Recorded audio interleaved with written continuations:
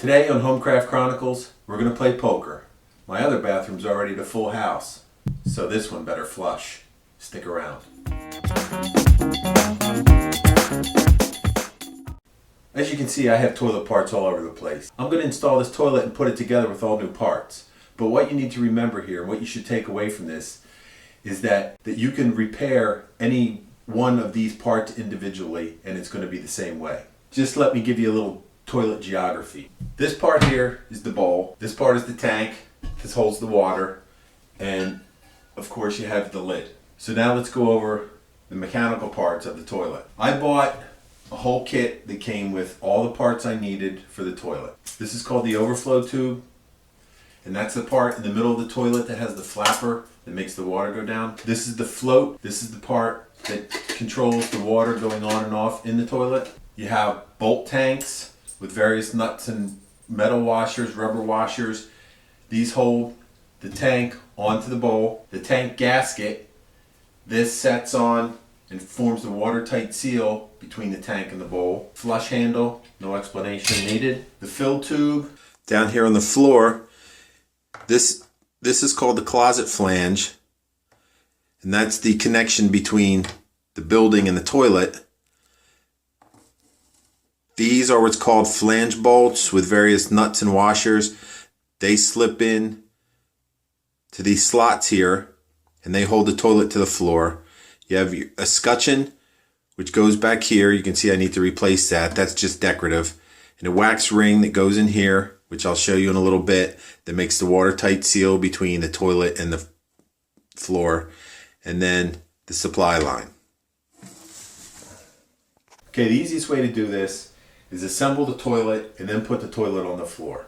So the first thing I'm going to put on is the overflow. Stick the threaded part through. You want the tube so it's positioned at about 10 o'clock. Put the plastic nut on and tighten it up.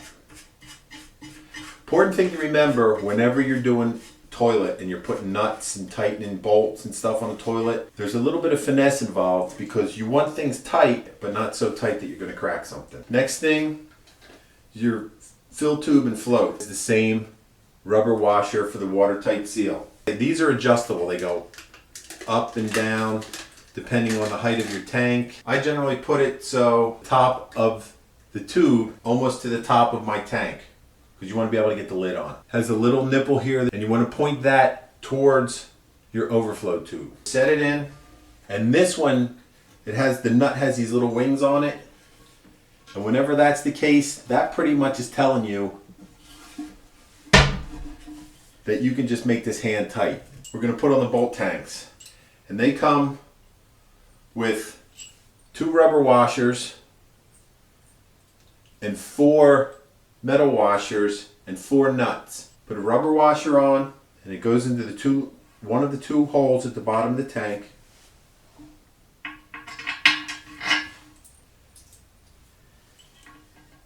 And then a metal washer. And if it comes with 2 different thicknesses of bolts like mine did, mine has a thin bolt and a fat bolt. You use the thin bolt on the tank. You can look in there and see that the rubber washer is compressed a little bit, so that's going to be enough.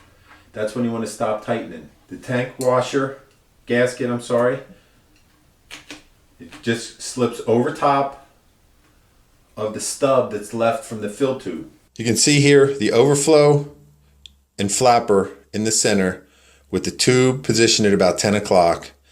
You see the 2 bolt heads for the tank down the bottom. And you can see they're just ever so slightly compressed that the rubber gaskets to form a seal. And then you have the float and fill tube with the little water nipple pointing at the overflow tube. And now I'm going to put the tank on the bowl. So on the back of the bowl, you see 2 holes on the side. That's where the bolts are going to slip through. And then the center hole is where you're going to seat the gasket from the tank. You just line it up and drop it in. And then this is really the only tricky part. Get the other metal washer and the fatter nut of the 2. And you just get it started a good bit of way up there. You don't want to over tighten one side against the other. It's kind of like a tire. You go back and forth. You don't want to tighten everything up from the one side at once. You want your tank to be level, and I can't emphasize this enough, you don't want to crack the bowl. And what I tend to do, I just get it snug because it's difficult to see if it wobbles or not because the toilet is not set on a solid surface until it's installed, which I'm going to do right now. Okay, so how this works is these bolts slide in this groove here. And you want to put them so they're perpendicular to each other. And what happens is there's a keyway there, and this oblong shaped bolt kind of locks in there so you can tighten against it. Is this little plastic washer will kind of hold it in place for you to get the toilet on there, and then you just cut them off at the end. So this is the wax ring, and the wax makes the seal.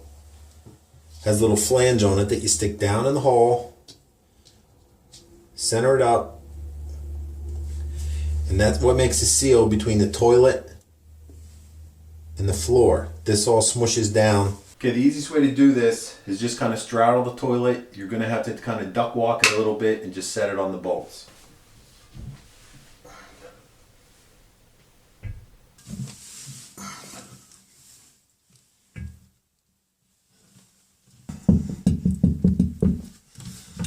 Then you just square it up to the wall, and after you set it down, you kind of wiggle it with your body weight, and that'll set the wax, smush the wax around so you have a good tight fit. The next are the cap bolts, the little decorative covers that go on. How they go is the plastic base, metal washer,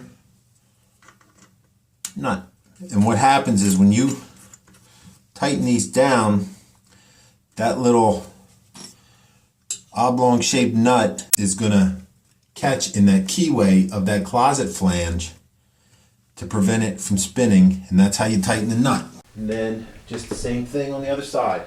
And the same rules apply when you're tightening up the floor bolts.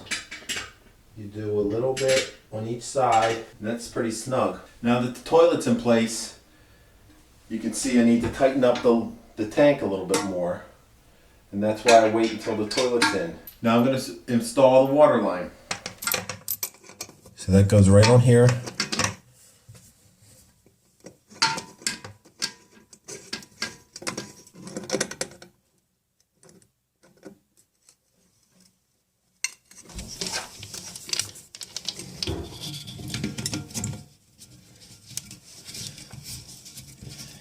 And then you just put the top on here. Again, it's got one of those wing nuts type things.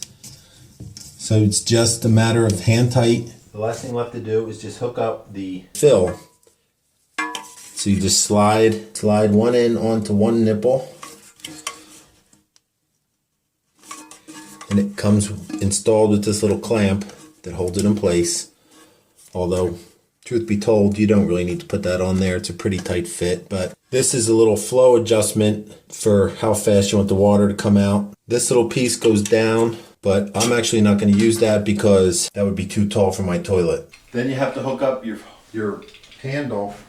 However, I'm just going to use my original handle because my toilet is a side flush handle. What comes with the kits is for a flush for a front, but that's not what I have. I have a side flush. So I'm just going to reinstall my original handle.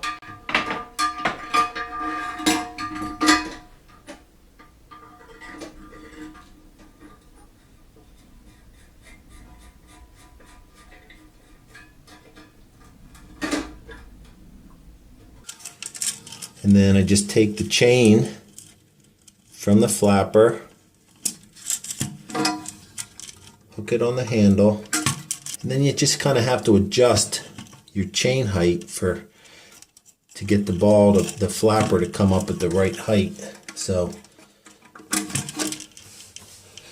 I'm going to try that for now. Turn on the water, check for leaks.